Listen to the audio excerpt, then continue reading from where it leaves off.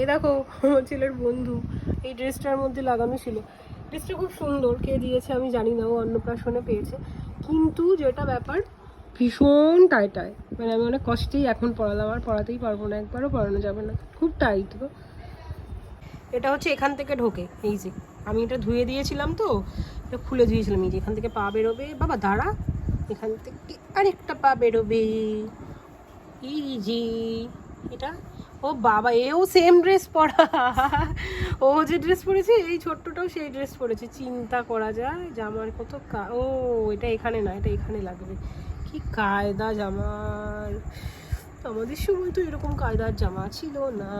এই দেখো, এই বাবা তোমার মতোই সেম ড্রেস পরেছে তোমার বন্ধু।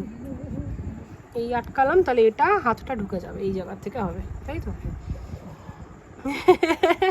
ড্রেসটা একটু যদি বড় দিত, যেই দিত, দেখো বাবা দাঁড়া, বাবা বস, এই দেখো,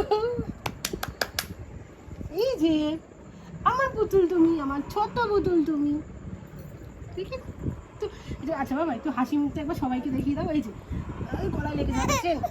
আচ্ছা আচ্ছা দাঁড়া, এই দেখো এই জুতোগুলো আমার ছেলের তত্ত্বে ছিল।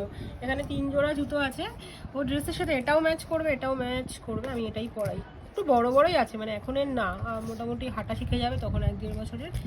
এই তো হাসি মুখটা দেখিয়ে দাও বাবা, এই যে